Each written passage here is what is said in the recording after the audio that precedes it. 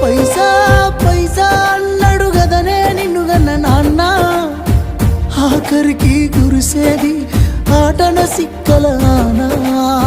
పరుగు పరుగు అంటూ తీస్తిరి గదనే పరుగు, పానం పోయినంక మోగేదే డప్పుల దరువు.